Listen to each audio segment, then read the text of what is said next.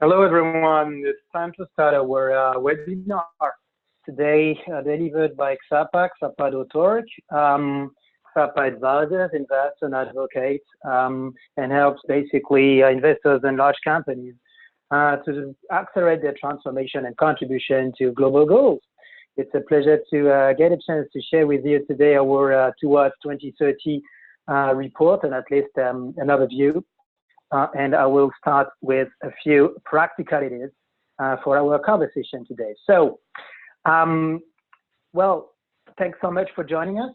And I'm happy to make sure that here are provided a few online meeting instructions that might be helpful to know. You are by default unmuted, meaning that the idea is to make sure that the conversation remains as clear as possible for everyone. There is a system that can help you to use the chat function if you have questions and want to raise hand for questions. The camera is off, basically. I don't think it makes sense for our webinar to use videos. It's a way to ensure that there is greater bandwidth for everyone online.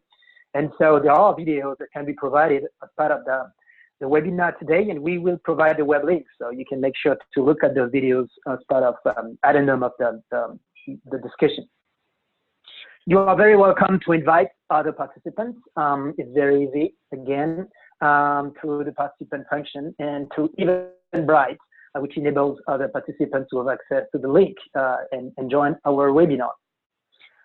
This webinar content is recorded and will be archived on our website on the publication section and accessible at will for anyone willing to know more, or again, if you want to share that content to some interested colleagues or experts or people you think can find the content of our Towards 2030 report relevant. So now that some of the practicalities have been presented, let's move on. Welcome to the 2020-2030 Sustainability Delivery Decade. So today we are going to explain some of the key findings coming from our report, 2030 report.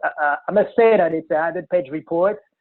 Provide more details. Prior to that, make a brief introduction to Ksapa.org, so you know our perspective, where we're coming from in that conversation.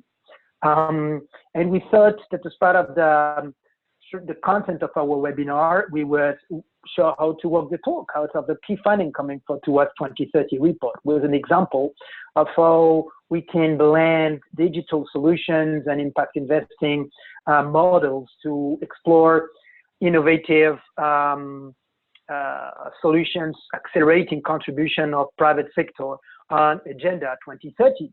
And we will take the example of supply chain and a large-scale dissemination of technical training solutions for sensitive commodity supply chains. So who we are at Ksapa. If you joined us, that's basically because you've heard of it one way or another, and you want to know more about it. So Ksapa, basically, to start from somewhere, and that's, I think, a good way for you to take part in this webinar with at least learning something from that. It's coming from the Sioux language, and it means discernment, wisdom, soundness, reasonableness.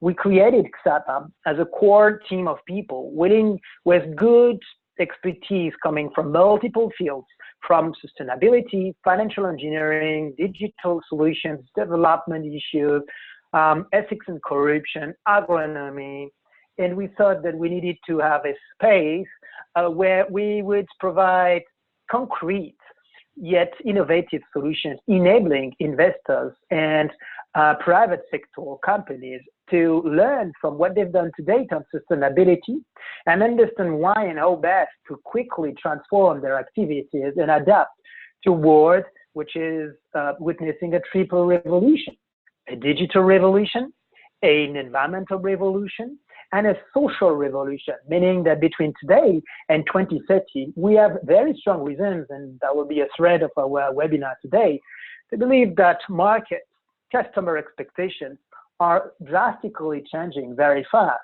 And for investors and companies, it's time to really explore very seriously what they can do to transform themselves, build resilience, and learn how to become much more inclusive in the way they operate.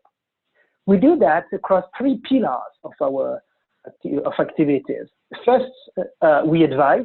That means that we provide strategic and concrete consulting services, enabling companies to strategize what they can do to understand environmental, social, and ethical variables that can have a bearing on the success of the failure of their businesses. We do develop business strategies accordingly. We lead risk and due diligence activities, and we provide support and remediation and training. With our consulting activities, we believe we are here to help companies really learn how to do more in a more effective manner, in a more strategic way, learning from the wealth of interdisciplinary expertise that our expertise based across our office and networks can bring. At the middle of our activities, and that's the core of our offering, we invest. We are an organization which has been established to design, deploy, impact investment solutions, enabling to federate interests of investors and companies, as well as ecosystems of stakeholders, to collect funding, enabling to reach a scale and an impact of solutions addressing global goals that has not yet been achieved. And we want to learn from activities done to date, and we know that access to resources is key and critical to accelerate transformation of business processes. So we invest. And last but not least, as you probably have actually already noticed, we are a .org organization.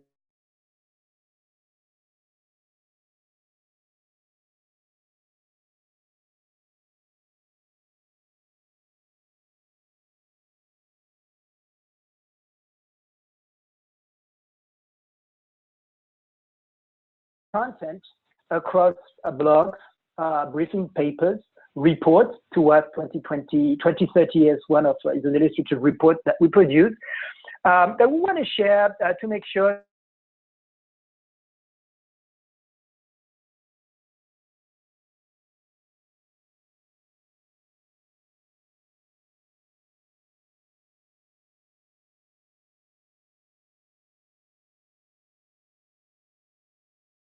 contribute faster to the big issues of carbon and climate, biodiversity, circularity, human rights, inclusiveness, among other key challenges we are all facing for the years to come.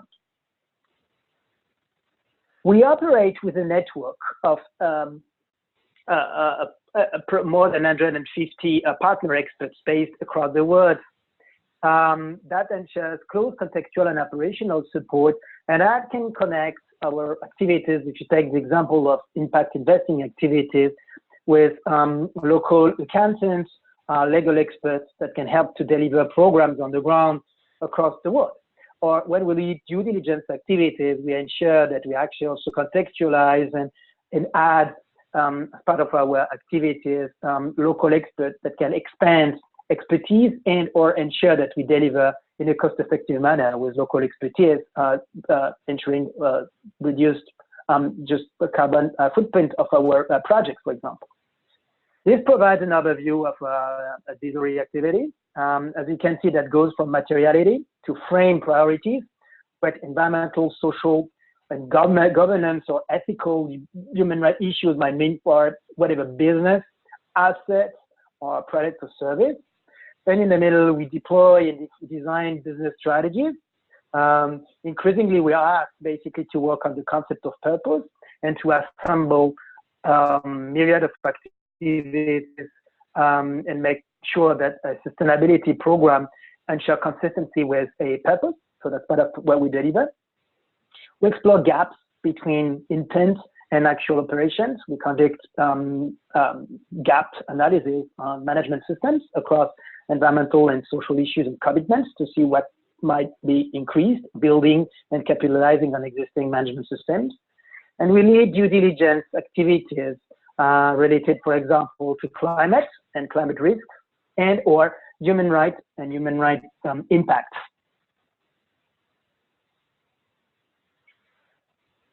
As part of our advocacy activity, I would strongly advise you to register to our newsletter on a monthly basis. We share a sample review of our most recent articles or initiatives. It's for free, and you can subscribe whenever you want.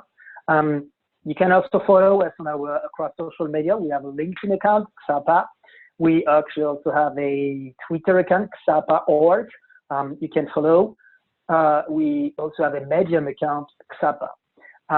These are good ways to keep an eye on what we're doing. And you can, of course, whenever you want, feel free to have a look on our briefing papers and blog posts to see the latest that we produce. And we do produce on a regular basis. Let's move on and discuss then about some of the key findings coming from our Towards 2030 report. And we believe, and that's been a conclusion that has been shared among a large number of people we got a chance to engage with, that we are entering a decade where a lot of critical improvements are expected at the forefront of environment, social, and ethics. We believe that companies, investors, have to think very seriously about how they can adapt to that changing environment if they want to ensure that they can build their own resilience, meaning building their capacity to remain competitive, generate margins in a world that is changing. And we believe that it is expected increasingly for them to demonstrate capacity to take part in inclusive growth models.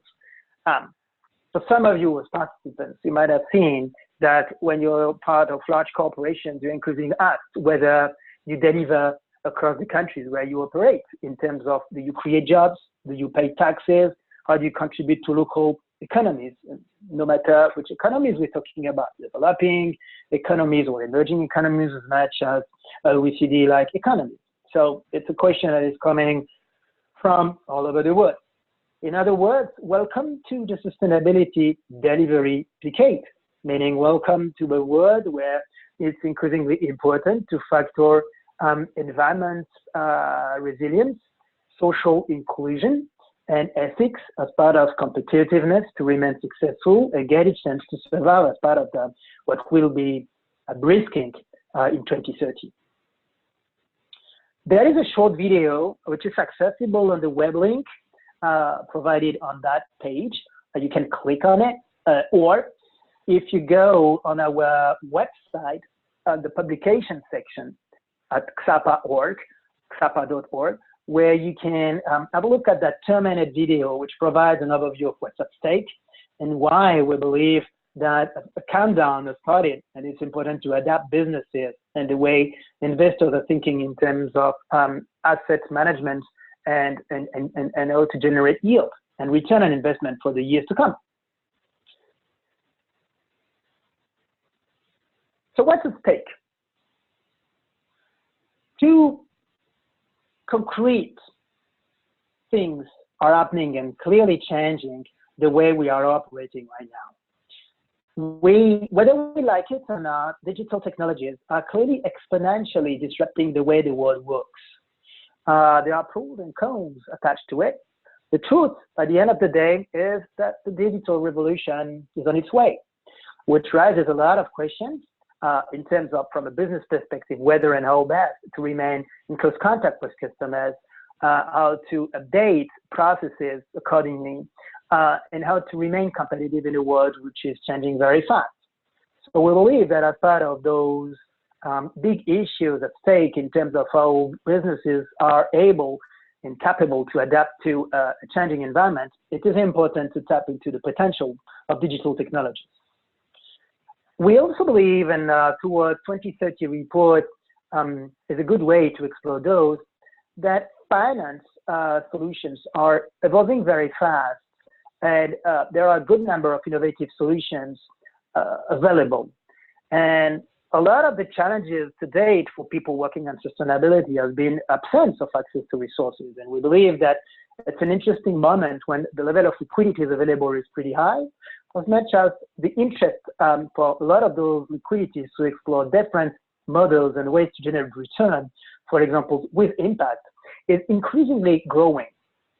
So it's easy to start a 2020 decade being fairly pessimistic about whether and how economies might change and adapt to the Agenda 2030 expectations.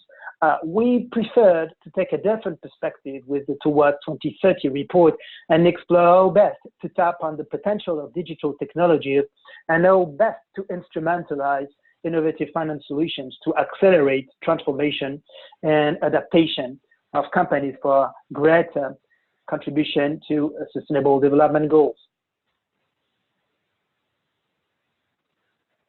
That's coming at a moment when, on top of what we've just been shared, interestingly, the complexity of what frames sustainable development has been defined across a limited number of sustainable development goals, framing overall global priorities for business and all system of stakeholders. That means that at the end of the day, working today on issues such as life on Earth, biodiversity preservation, gender, decent work are good ways to focus efforts among the 17 SDGs and ensure that no matter your perspective, no matter where you're coming from, if whatever you do has an impact on some of those SDGs, you're part of a big journey, you're part of the big picture. And we might remain pessimistic whether the world will achieve SDGs by 2030, but we are pretty sure that the SDGs are here to frame a framework which can rationalize and ensure greater coordination of efforts. The second aspect is basically that we clearly don't want Towards 2030 report to just be a candid report saying that technology is basically here to provide solutions for everything. Instead, we really don't want to be candid, non-naive, exploring how technologies can amplify programs addressing SDGs. And Towards 2030 report is pretty clear, and we're very aware of a lot of the ethical, human rights related risks associated with the development of technologies. We're actually also very aware of a lot of the issues that can ensure a deployment of technologies that can be climate friendly. However, it's because we are aware of those that we think we can make progress instrumentalizing technologies and still exploring ways to remain cautious in the way we navigate the pros and cons brought by technologies. Third, as mentioned about massive amounts of capital that is available, the whole journey of Towards 2030 is clearly actively exploring liquidities and financial solutions because we believe that there are a series of financial innovations ensuring that today, compared to what was possible just 5 years ago, there are higher degrees of liquidities that can be directed to support programs that can be led by systems of multi-stakeholders, corporations, or just by investors on their own to accelerate programs ensuring to scale up decarbonization, biodiversity preservation, more resilient or inclusive supply chains, for example. Towards 2030, as said, is a close to 100-page report, which you can download in full details at ksapa.org at our publication section. We can also download an executive summary of 5 pages to get a brief overview, and you will be able to review that presentation presented in this webinar that is recorded. And now the section provides an overview of the methodology which has been deployed to lead to the findings of Towards 2030. We've collected qualitative and quantitative data, combining interviews with institutional investors and experts based across a couple of OECD economies, Brazil, China, and India, NGOs, and a good number of companies. When it comes to the practices of companies, we've explored public information available for close to actually 65, should say 80 companies that has been combined with direct interviews with people from a good number of companies. We explored with these companies very simple questions at the end of the day. First, what do you think are the sustainability priorities you really think you need to work on as part of your own transformation, and where you think you're best positioned to ensure greater contribution of your activity or your industry towards the Agenda 2030? Second question, do you believe digital technologies and which technologies can basically have an impact and a bearing to accelerate whatever you're exploring? And third, have you thought about innovative financial models to expand, accelerate whatever you've been doing with your own programs or coalition you're part of? So these have been basically the key aspects that have been explored across interviews and across the reviews that have been conducted.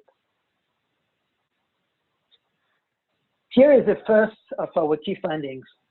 In fact, we said a bit earlier that sustainability had never been any clearer than what could be provided within the framework of Agenda 2030 with 17 global goals. And a key finding from our report is basically we can actually even narrow down the level of priorities that are understood by the investors and companies to no more than 6 overarching priorities, which frame most, if not all, of the investments, concerns, programs, commitments that these people and decision makers are increasingly thinking of. Number 1 is decarbonization, which in a way I should say is clearly an oversimplification of a broader climate action program. Number 2 is related to water depletion and efforts reducing or mitigating risks of water stress. Number 3, which has been pretty key on top of the agenda, likely in 2019, and it's probably also why it has been really top of the agenda of most of the people that have been interviewed and part of that process that have been conducted mostly in Q3, Q4 2019, is deforestation. Remember, that has happened at the moment when fires in Amazonia forced investors, in some at least, to reiterate interest to better understand efforts made by issuers and companies on that front. And it has come at a moment when many companies have made back in 2015 commitments of zero deforestation by 2020. And it has been a disaster to consider that most, if not all, of the companies, to our knowledge, have not been able to deliver on a zero deforestation commitment to date. So that remains very high. 4 is related to circularity, which in a way is basically another simplification, again, of another key environmental issue, which clearly is the concept of what company and finance can do when it comes to biodiversity preservation. And so biodiversity being to date fairly vague in terms of actual way for companies and investors to activate and deliver on solutions.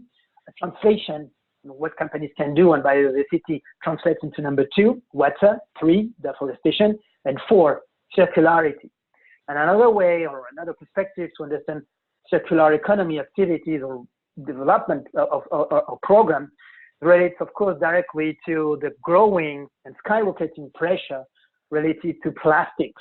And circularity, if you take that from the angle of plastics, is super important and clearly top of the agenda of a lot of the decision makers which have been part of our process. 5 and 6 are more related to the social agenda, although, of course, there is a thread related to the way you cannot work on the decarbonization, water, deforestation program without a social agenda as part of the solution.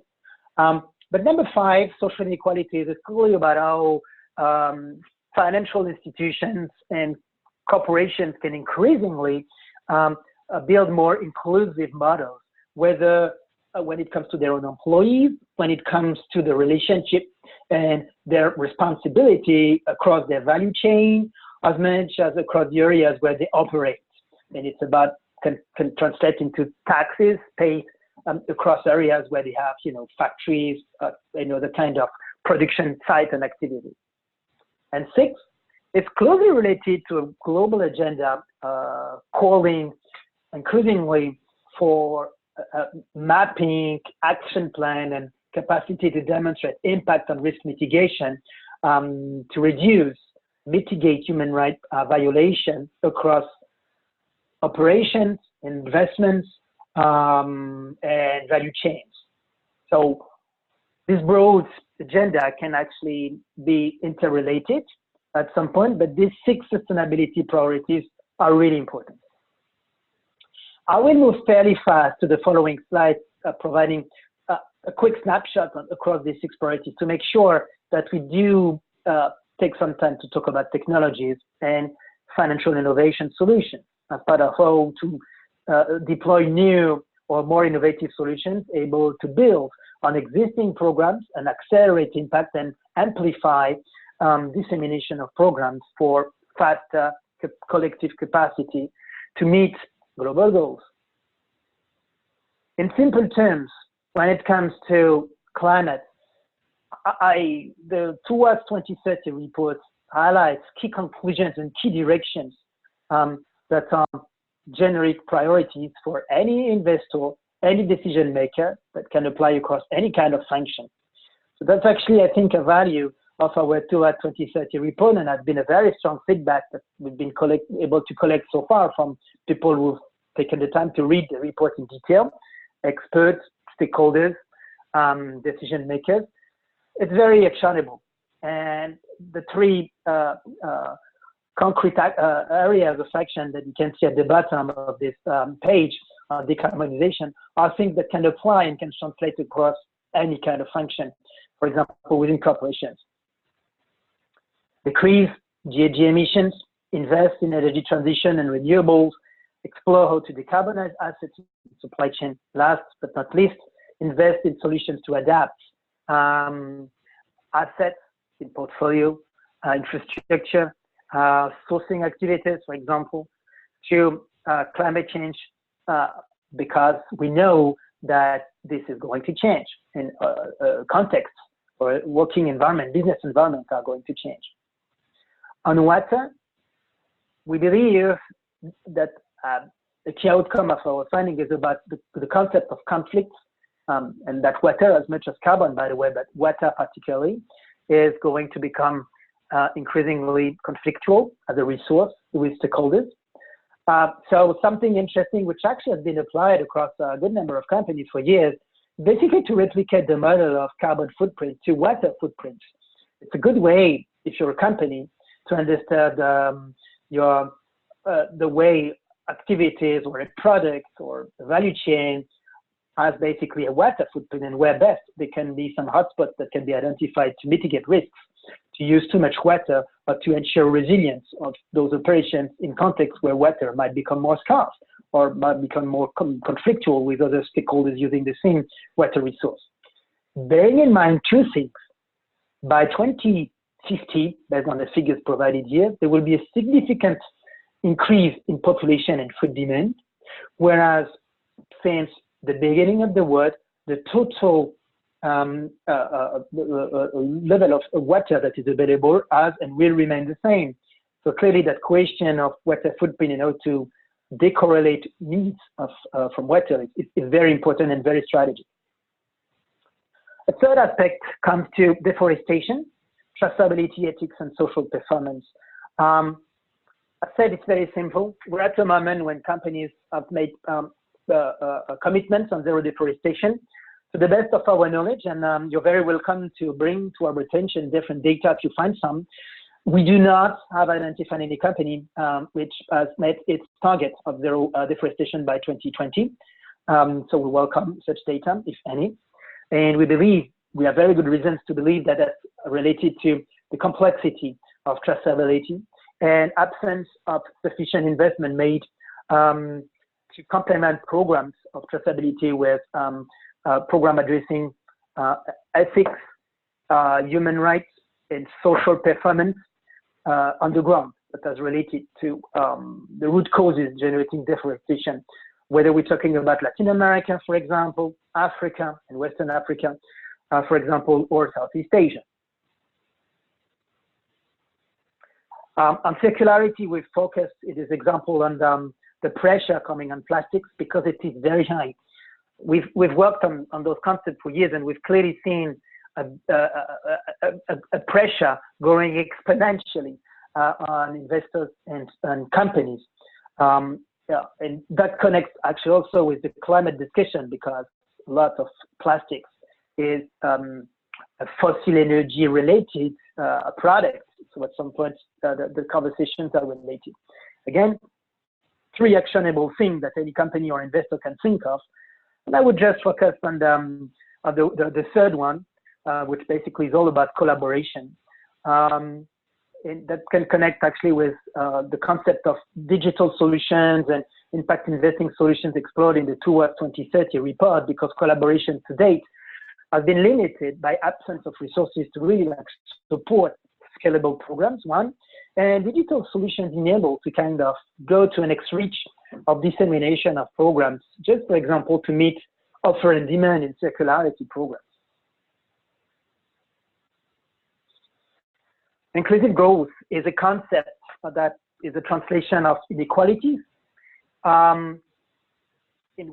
Because corporations and investors are those who generate wealth across economies, they are clearly in the throes of a cyclone where they're expected increasingly to demonstrate the capacity to share much more of the wealth that is generated. Should they not want to, because you as decision makers do not consider that it's your priorities, the truth is basically that this is increasingly expected by the stakeholders, and in spite of the license to operate across a good number of operating environments. And that connects, of course, to taxes, to transparency on how value is created, and a lot of correlated issues. As part of the solutions in Towards 2030 report provides a very large number of options for companies to activate and explore their own solutions. Human rights impact assessments across operations and value chains is a good tool to ask yourself as an investor or as a company a very limited number of simple questions. How my activities impact negatively, positively, the vulnerable segments that are impacted by my activities. When I make an investment in an asset to build to a construction, to which some of the vulnerable segments, whether we're talking about workers, whether we're talking about nearby communities, whether we're talking about the longer term impact of that building or construction in a given area, can have negative impact across all of these segments. And then thinking about that, how to slightly improve, and it's generally with limited cost, you can improve the business plan or the business model of the building the asset to ensure that there is a greater share that is shared with people in the area, creating local jobs, ensuring support to local training, providing access to decent jobs for people, ensuring that there is better local access to taxes and the benefits of taxes. There are multiple solutions that can enable to reduce, mitigate risks of not being inclusive with vulnerable groups. And human rights is increasingly part of compliance for companies and for investors. And I would just focus on investors here again. There is a growing level of examples where, just building on my previous example with my construction site, you can be yourself an investor and you think that you just invest in a construction and it's not your responsibility to take responsibility for potential human rights abuses that can happen in a given site. And the truth is, it is pretty documented today that there can be some regulatory expectations that can go all the way up to investors. And I would even mention an example of a hotel in California that has been instructed through investors based in France with no roots, no connections with that hotel in California. Let's move on and make sure that we discuss also about other aspects.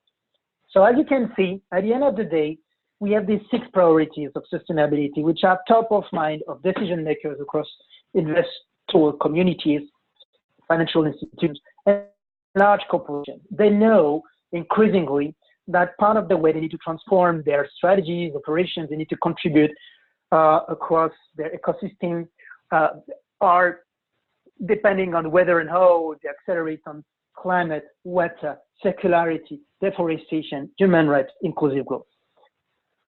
How technologies can enable solutions to expand cost-effective programs. So one of the key findings that is coming with our report is basically at the very beginning of this section. We do not believe that all these acronyms, whether we talk about Internet of Things, artificial intelligence, 5G, whatever, make sense on their own, but instead, it's the combination of those technologies which has proven to generate much more impact than each technology on its own. Second, is of course, and that's to be taken for granted, every business is impacted. And whether we like or we take technology and technology changes as something we want to embrace, there is just no choice. It's good to, it has to be said at some point. And third, when it comes to acceleration, we should say here that many are still maturing. However, we think, and that's a direct connection with the following slide, we believe that today digital technology is a buzzword, and we're not coming to that conversation being candid about technologies and embracing every gadget coming our way. However, it is clearly proven that many technologies, for many technologies, we tend to overestimate the growth and their impact at the short term, and basically what a drone can deliver. And at the end of the day, today you can play with a drone. And I don't really realize that the drone is more than a gadget, and for many reasons. So we tend to overestimate and make big words with little changes in our day-to-day life. However, that actually also means, and that this has been proven by past experience and recent innovations, that we tend to underestimate the long-term impacts of those technologies. So for those, some of you taking part in that webinar today who are old enough to remember, for example, the very beginning of Google in the mid-1990s, I'm sure that you might remember the first moment when you used Google and, okay, you had a new browser and you could explore some interesting and pretty smart searches compared to what you could find on the market in terms of other and competing search engines. But at the end of the day, that was about it. So some of you could keep using another search engine, and that was okay. And I take that as an example to draw a parallel with where we are today and compare that with how Google, across multiple diversifications and ways to use technologies, has huge implications and is shaping very different business and day-to-day working and living environments, impacting a lot of your day-to-day life. So we overestimate the growth at the beginning, we underestimate the long-term impact.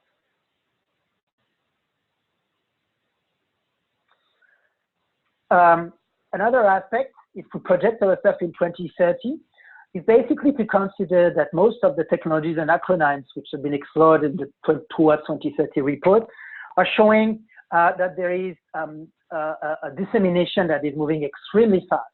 So there's clearly an acceleration with solutions and technologies that are becoming increasingly affordable for small businesses.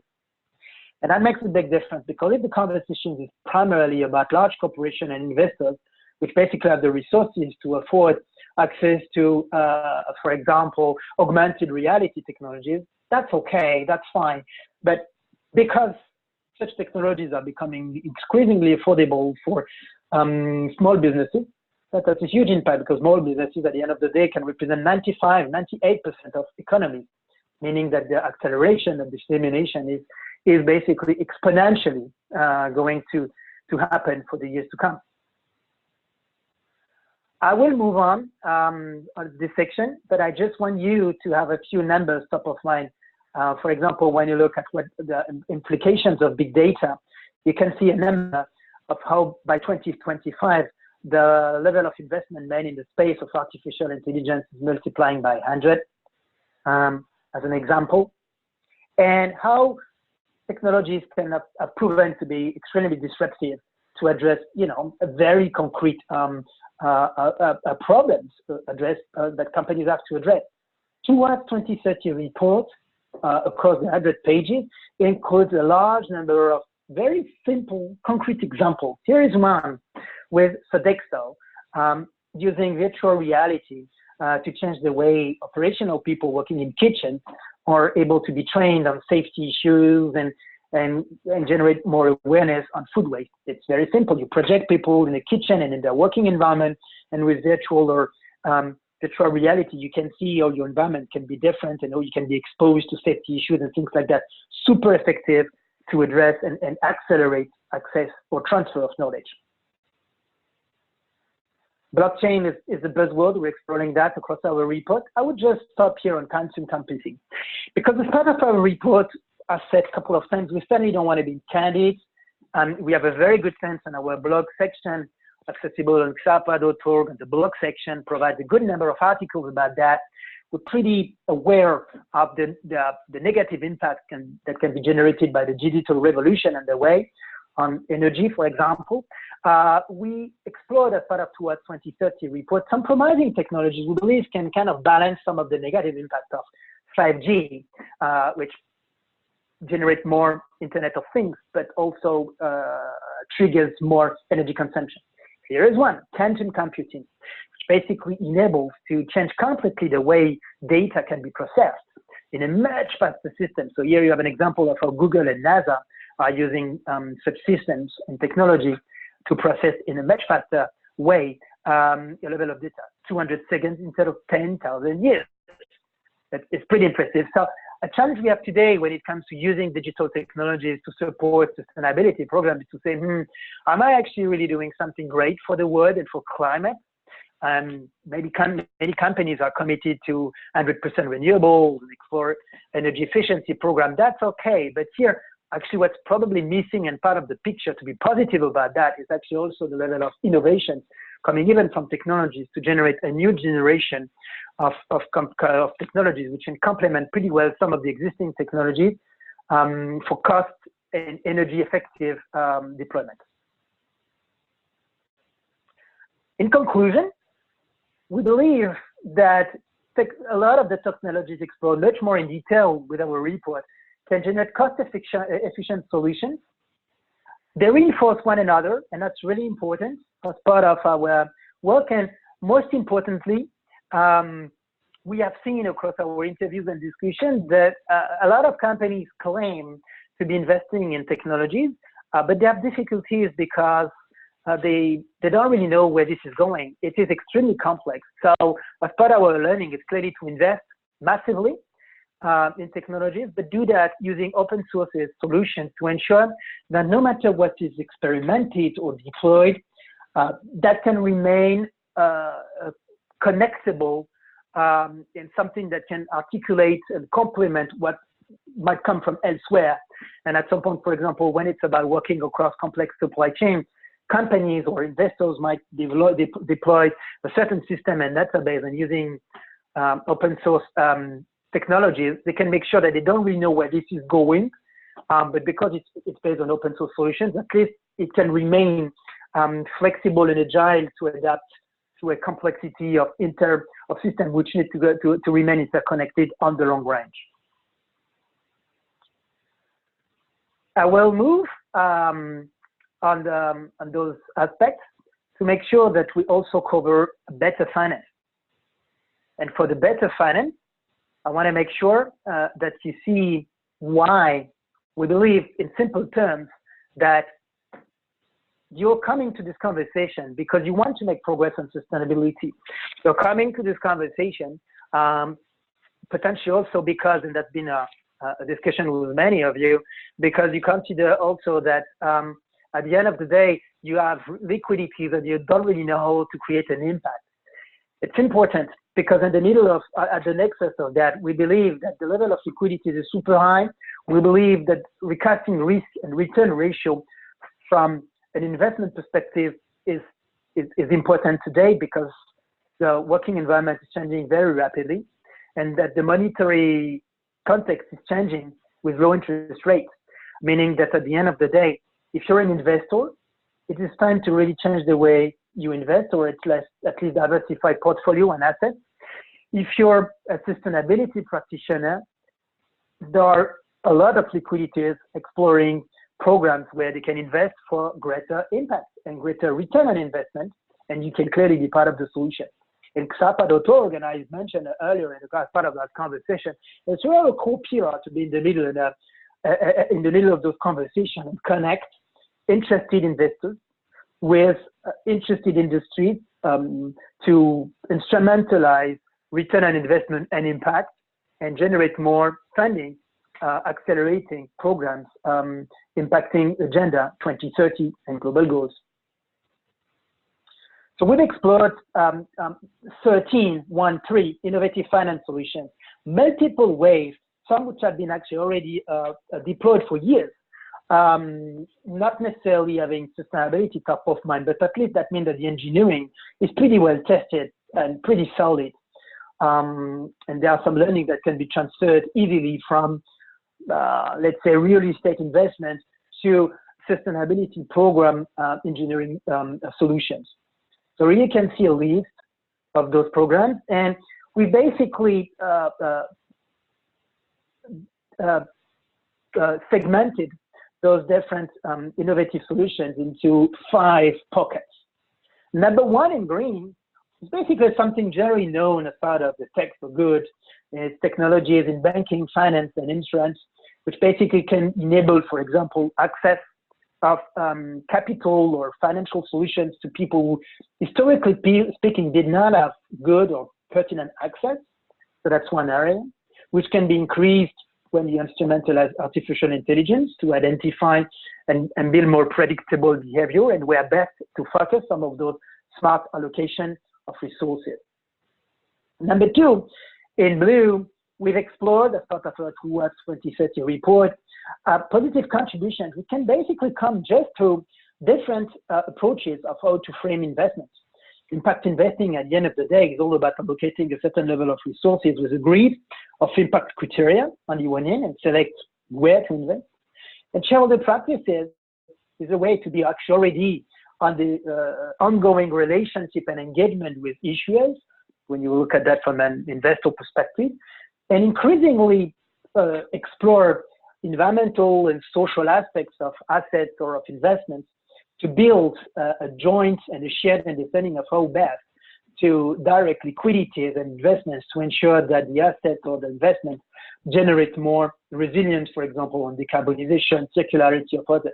It's basically a way to ensure, as part of the fiduciary responsibility of asset management the fiduciary responsibility, when you look at the growing pressure, for example, in climate.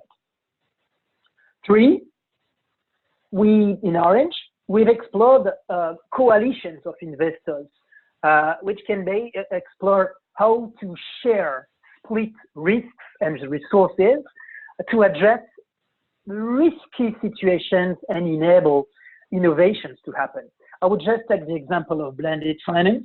It's a good one because blended finance is growing, and it's a system where you can have private investors taking risks that can be backed up by multilateral or bilateral donors that can provide an additional layer of security based on actual performance that is delivered by programs. So blended finance is a system where you have a mix of stakeholders with multiple layers of security gates, entering innovation for practitioners and sustainability programs to take risks, innovate, explore solutions advancing Agenda 2030 programs. Number 4, new financial instruments is another system where investors can condition the price of money with environmental, social, and governance criteria, for example. So you're an issuer and you can get a corporation, and for a given program or for a given entity, you can have access to money at good price because you can deliver and demonstrate capacity to deliver at a certain level of sustainability performance. And 5th, it's more about what we call decentralized finance solutions. It's more about exploration of technologies and systems which enable to virtualize access to finance, cryptocurrencies, for example, with systems which provide greater access of monetary solutions for specific programs. Let me take the example of vulnerable segments, which are part of our system number one, can benefit from tech for good. Well, with number 5, you can have blockchain-based systems where they can be part of some virtual systems where they can use tokens to use and benefit from services without real money. Again, as we said with technology, we're not candid nor naive about all of these innovative financial solutions, and we're perfectly aware that there might be pros and a lot of positive impacts coming with those, as much as risks that have to be generated. Typically, when it comes to 5 cryptocurrencies, we're perfectly aware of risks related to making sure that money flux needs to remain formal and not informal. We are clearly aware of tax evasion issues and others. However, that's because we're aware of those that we really believe that they can be explored as part of ways to increase significantly level of contribution of private sector investments to support sustainability programs. For conclusions, and again, towards 2030 report includes 100-page of more specific information with case studies, detail of multiple concrete examples exploring how, for example, tokenization can be instrumentalized for specific purposes.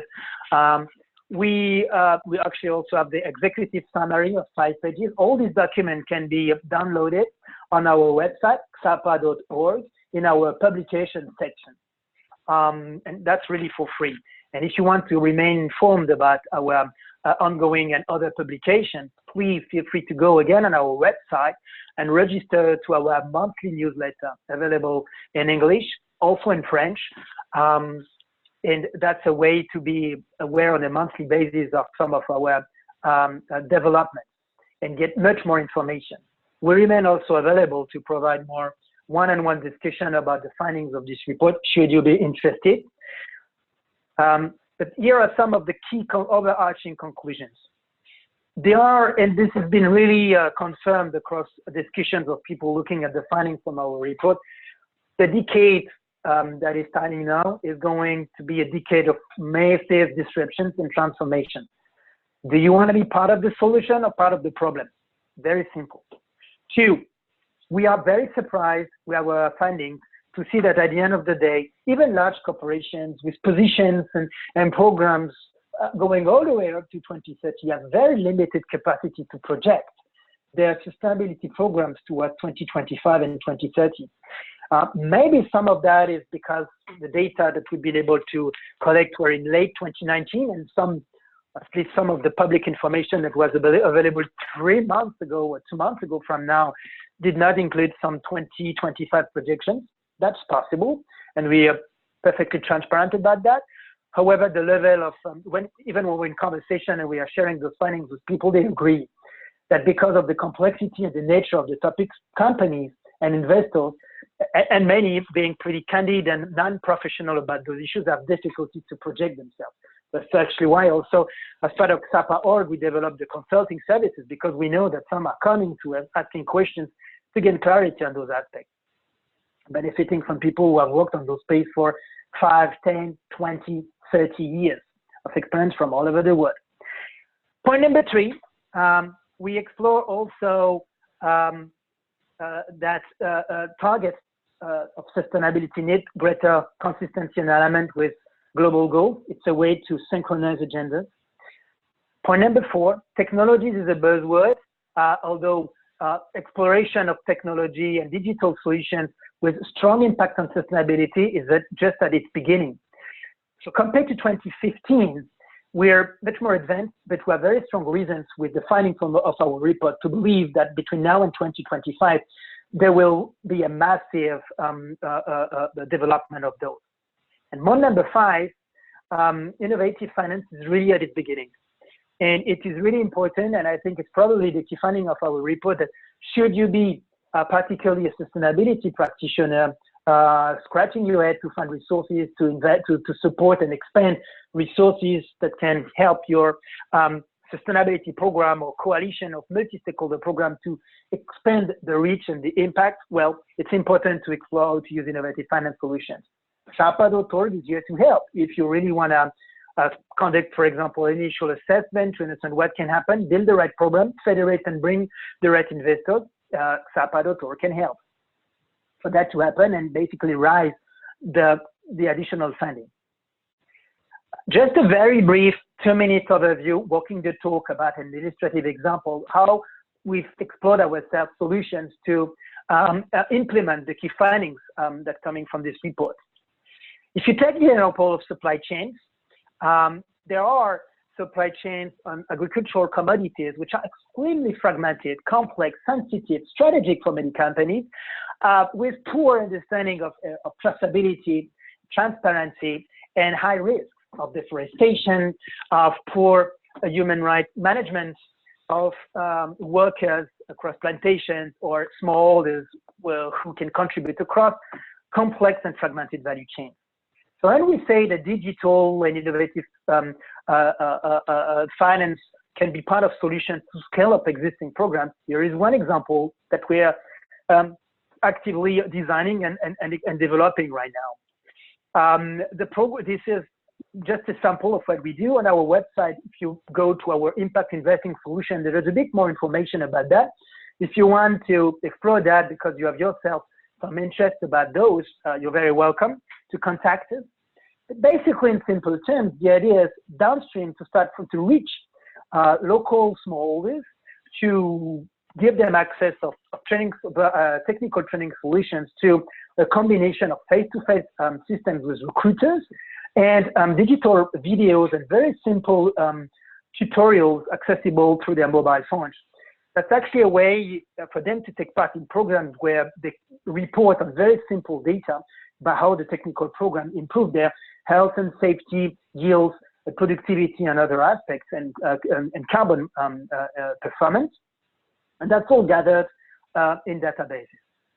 From the perspective of buyers, they collect all this fragmented information, which is aggregated across the complex supply chain, to generate more trustability of information and in good faith to enable to see how dissemination of technical program can, with a certain level of penetration across complex value chain, increase practices of smallholder and worker on safety, environment, and environmental practices.